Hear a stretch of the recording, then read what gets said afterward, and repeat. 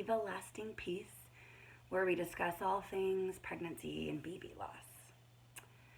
These videos are just organic, and what comes to me comes. Not a lot of editing because they'll never go live if I stop to make everything perfect. So here comes what is flowing out of me today. Today is August 16th, 2021, and it has been exactly 4 years today since we received Eva's terminal diagnosis. I was 28 weeks pregnant. To back it up just a little bit, right before 24 weeks is when I met with a maternal fetal specialist. We had received an unsettling 20-week anatomy scan that showed a few anomalies with our girl, such as a club butt, a small chin, which my midwife had never heard, and I was carrying extra fluid, it's funny how time forgets. I'm forgetting what that's even called. Extra fluid. And she was measuring small. So by just about 24 weeks, I met with a specialist. They did another scan, and I went to this appointment alone, which in retrospect was stupid. My husband couldn't make it. He had just started a new job, and I didn't want anyone else there but him. So I thought, I'll just go and then go back to work when the appointment's over. But what happened that day was the doctor came in and gave me a whole list of things wrong with my baby girl, including some issues with the brain.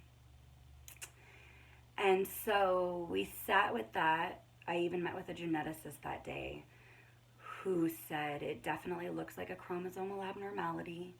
She doesn't have the characteristics of the three common ones, trisomy 13, 18, and Down syndrome. So it was probably something rare. This was a whole new world to me. I didn't know anyone who experienced anything quite like this genetically. We had no family history. So we sat with this information for a little bit before we decided to go ahead and do an amniocentesis, which is a little risky, especially that late in pregnancy.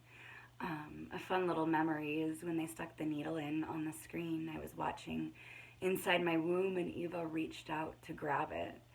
And that just gave me a little reassurance that there was more to my little girl than the specialist knew. I mean, she was a human. She was aware. She could tell that there was a foreign object near her. And so by 28 weeks, I'm driving home from work, and I knew we would be getting the call soon on the amniocentesis results. The phone rings, and it's the geneticist. She instantly starts telling me what the outcome of the testing was. And all I heard was extreme developmental delays. And I stopped her. I was minutes from home, and I said, can we just pause this before I get home to my husband? And our oldest son, who was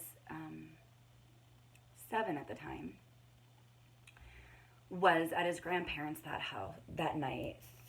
Thankfully, I mean, definitely there is grander things looking out for us sometimes in these situations. So I went home running through the house screaming for my husband, Joe, Joe, Joe.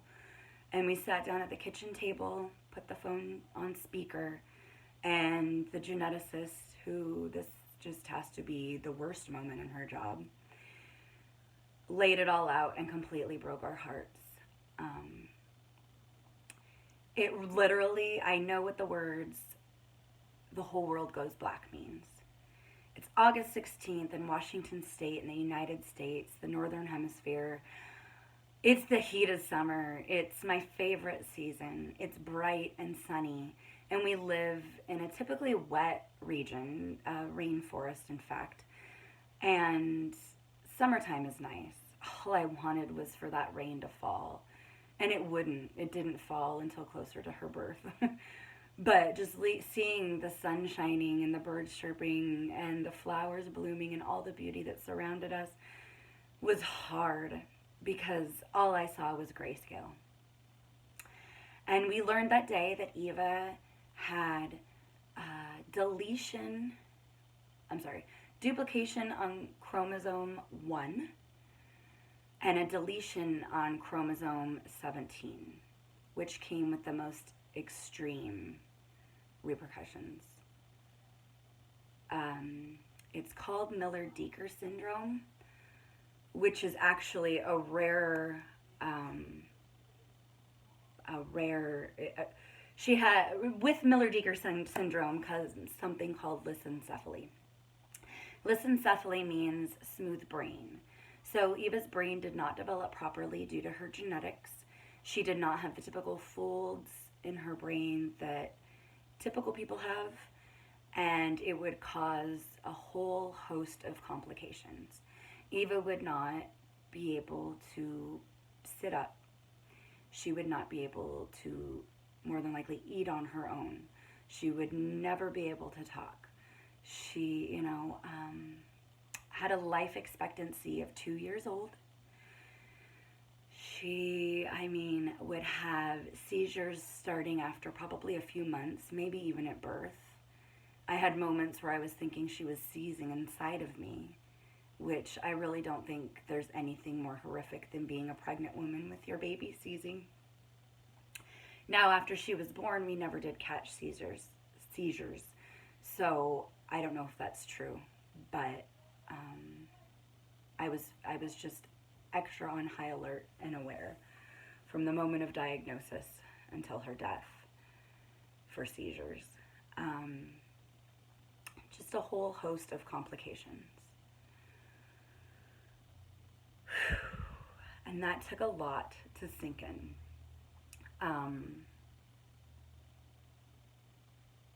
I should have grabbed my writing from that moment, actually. Maybe I'll share that later. But I do have a writing I'll share with you here in a little bit that I did on the 1-year anniversary after Eva's death.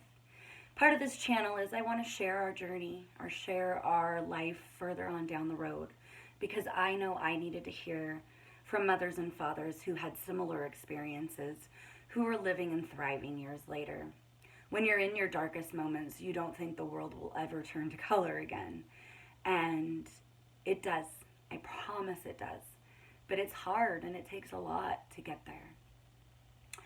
So I, don't even remember how I went to sleep that night. After that phone call, I didn't Google Miller-Dieker Syndrome till probably the next day or the day after.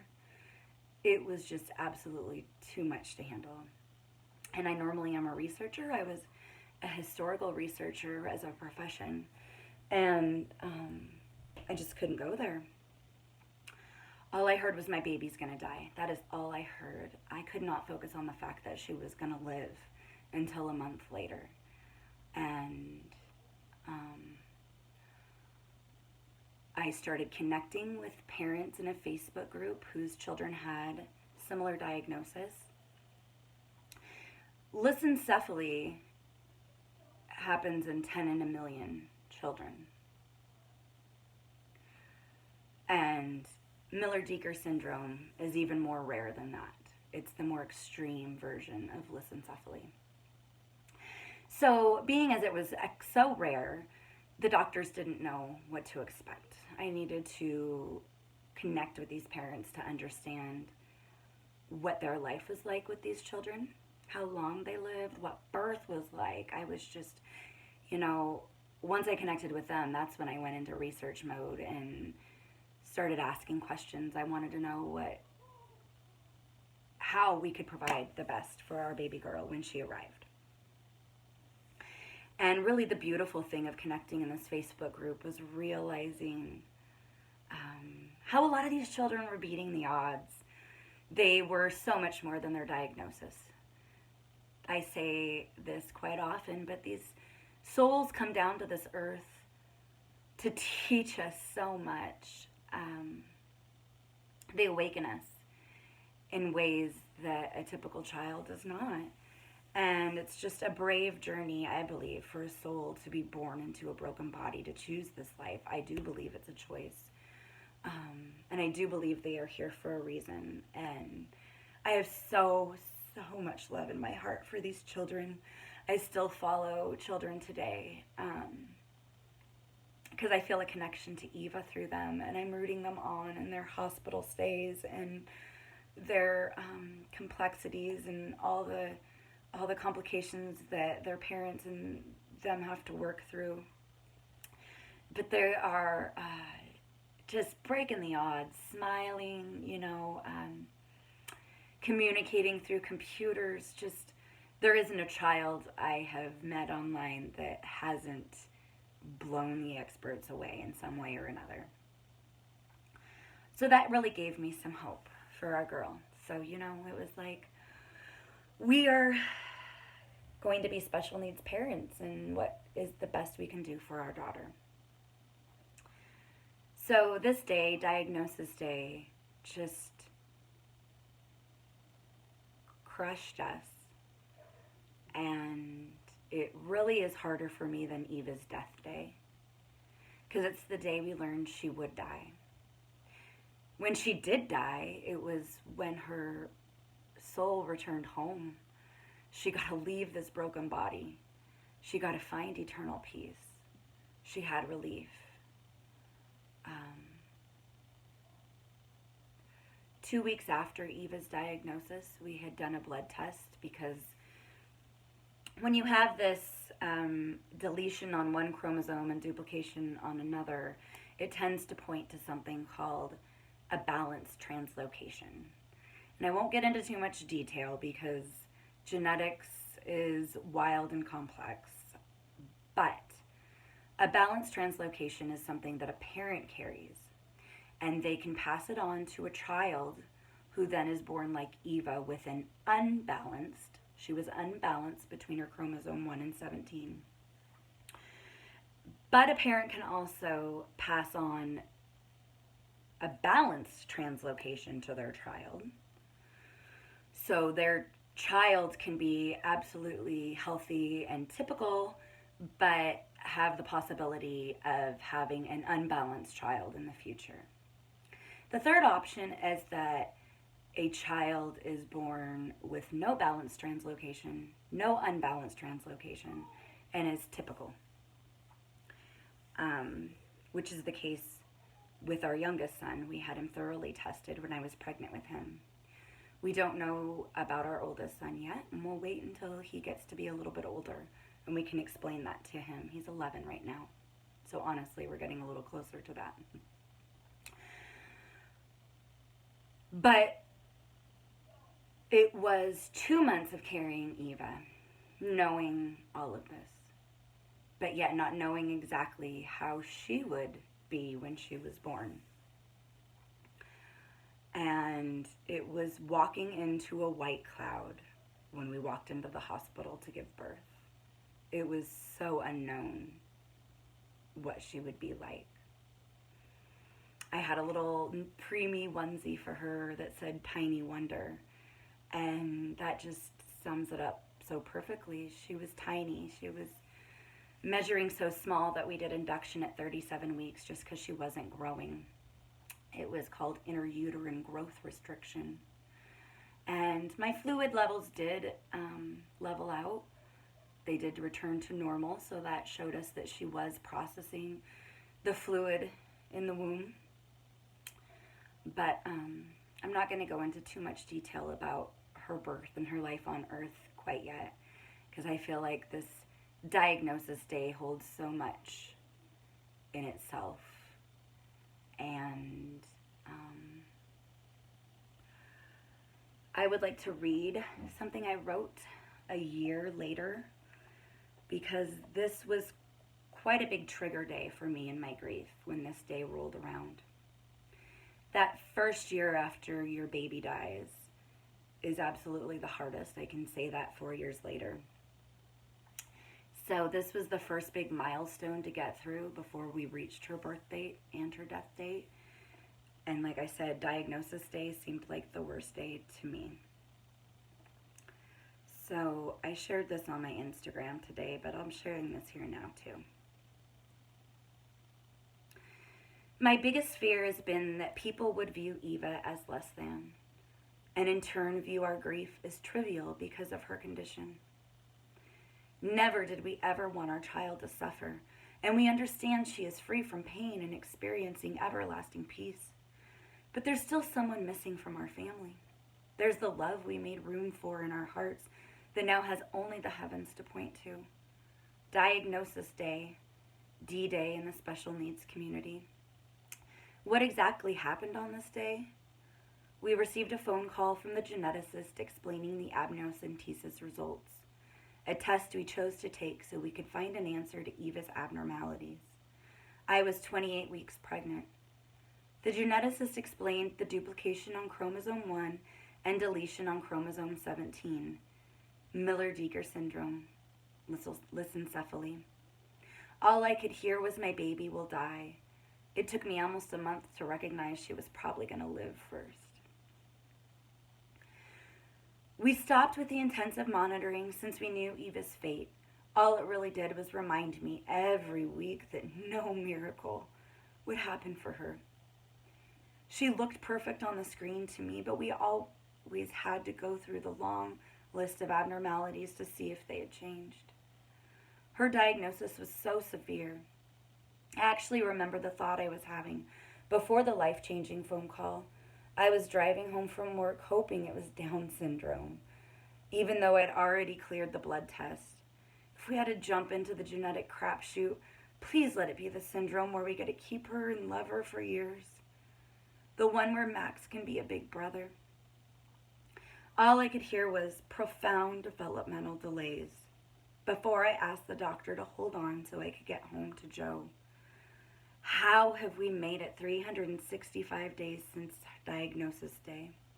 How did I stumble across the threshold of our home, carrying the phone, screaming for him to come listen to the geneticist break our hearts?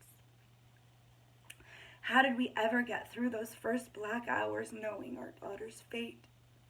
How did I ever go in public pregnant with all the sweet comments about my baby that broke me from people who didn't know? How did I ever return to work and still complete a book design for the printer? How did I ever carry a terminally ill baby for 2 whole months and sleep at night? How did I make it through all those doctor's appointments that reminded me time and again how very sick she was? How did we tell her brother that his baby just might not make it home? How did we utterly break his innocence? How the hell did I get out of bed every single morning? How did I walk through the hospital to labor and delivery with the escort who said, "Oh good, I like when people are here for happy things," without completely breaking down? How did I push through the fear and gracefully birth my babe onto earth with strength? How did I patiently wait by her bedside most days without scooping her up? How did I find the courage to tell her it was okay to go? How did I never wail from the top of my lungs on the night she died, "Give me my baby back"?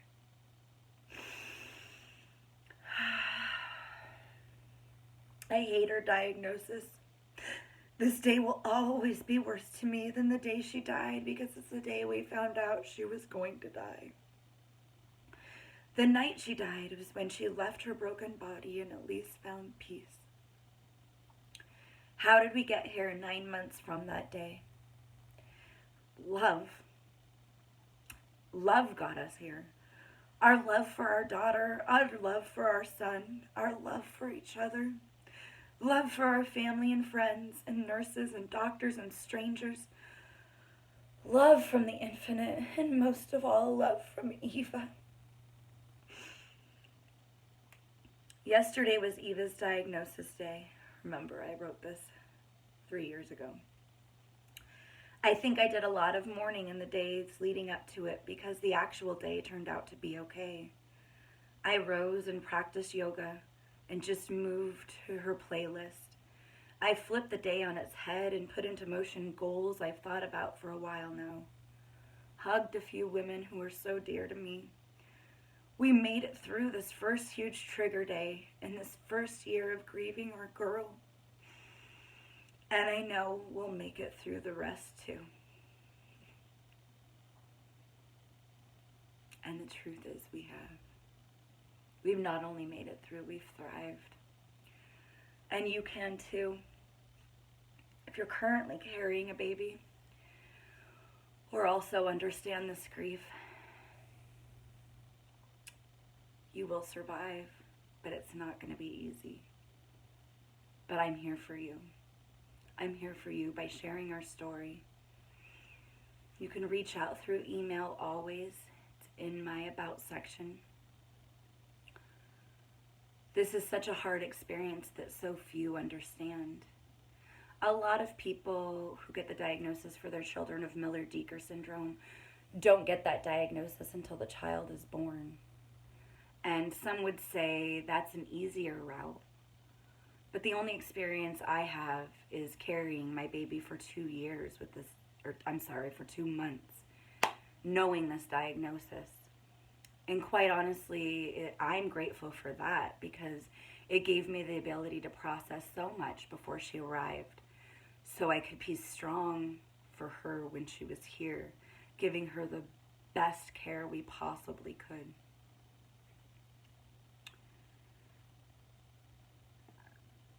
This is a photo that my son took of us, Eva and I. It's 2 days after her diagnosis.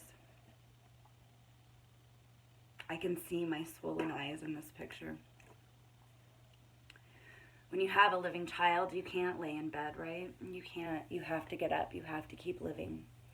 So Max was our godsend. He helped us get up, keep moving forward. On that day, 2 days after diagnosis, it was the first time I left the house. And we went to a state park and just stumbled through the woods with my dog. And nature has been my healer throughout all of this. I would walk with Eva on this trail, carrying her, crying, and asking her to give me strength. She is so much more than her broken body. She's a soul that I connected with prior to conception, which is something I will share in a future video. But we had this deep connection all through pregnancy. And we had this deep connection even after diagnosis. Even though it took me some time to latch back onto that. It took me some time to work on not disassociating myself from her. So don't feel guilty if you do. It is so hard to love and grieve a baby that is growing inside of you. It's anticipatory grief. It's grief before death. And there were just these moments where I would turn on like the blow dryer and Eva would wiggle inside of me, and it just once again felt like a typical pregnancy. She was growing, she was moving. I would talk to her and try to not let the stress enter her too, but there's just no way you can avoid that. How could this not be stressful? I remember writing at some point, there is,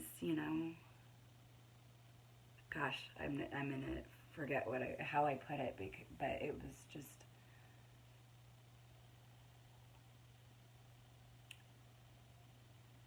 is there any bigger heartbreak than a pregnant woman grieving her baby while it's alive inside her? It's a lot. It's very heavy. It's very heavy.